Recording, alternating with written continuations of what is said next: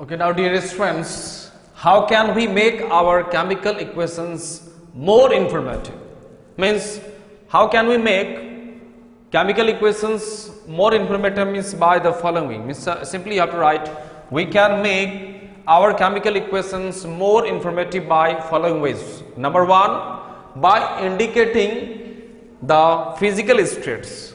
Exactly meaning of physical states, I think you know, mentioning the solid, liquid and gaseous state of the reactants and the products so forth.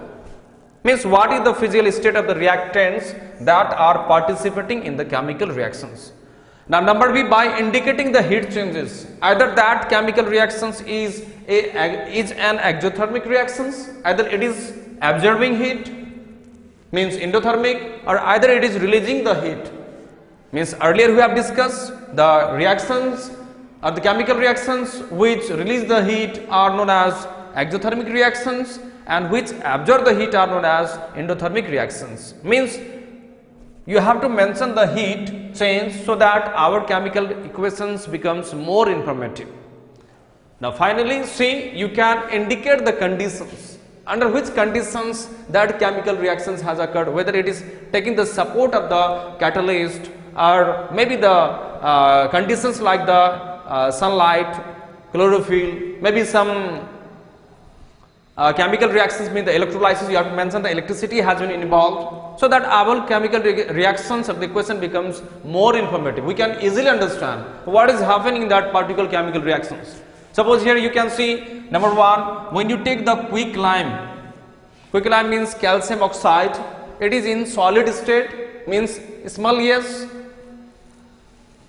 You can mention this small s for the solid, small l for the liquid state, and small g using for the gaseous state to represent the conditions. So CaO, that is the quicklime, it is taken in a solid state, so in a bracket you have to mention small s, S2O, it is the liquid state, and after reactions it gives up calcium hydroxide, and here I have mentioned the AQ. AQ stands for the aqueous solution. Aqueous solution means those solutions which are made using the water as solvent. So here you can see water is acting as a solvent. So this element has dissolved in this water. So calcium hydroxide, in bracket you may write aqueous solution. It is which solution? Aqueous solution. Now calcium hydroxide means aqueous solution is allowed. Means when you blow the CO2 gas using the straw, CO2 is in which state? Gaseous state. You have to mention again G here. Then when this means slaked lime react with the CO2 that has been blown through the pipe or the straw by us, then calcium carbonate means solid means calcium carbonate is the PPT exactly, which is in a solid state, which start to aggregate or gather in that test tube or in that beaker which was taken, and finally you will get the water too, means water is in liquid state. Now these reactions is more informative rather when we don't write all this kind of information. Now it is giving you or it is providing you much more information for the readers. They can understand what is the nature of this solution, what is the state of that particular reactant or the particular products so formed.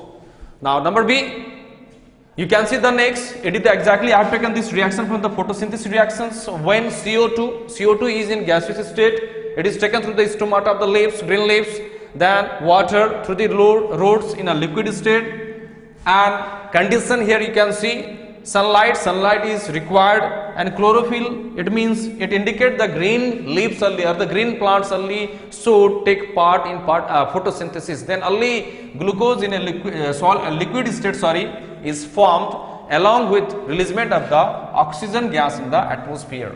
Now oxygen is in gaseous and again it is released through the stomata.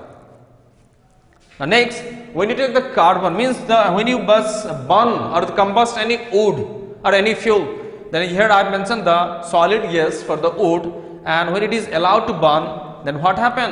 CO2 gas, again here G for the gaseous state, and it releases the heat and light energy. You have to mention this. This is the all about the heat changes or the physical states or the condition that need to be mentioned for writing any chemical equation, so that our chemical equation or the chemical reactions becomes more informative for the readers or the students and can easily understand. So dear student, I think up to this, I think you might have been clear. So you have to maintain the notes and you have to go through the books as per the syllabuses. If any problem persists, then when school or the classes resumes, then at the time we shall discuss in a detail, or otherwise you may just link to the phone number also.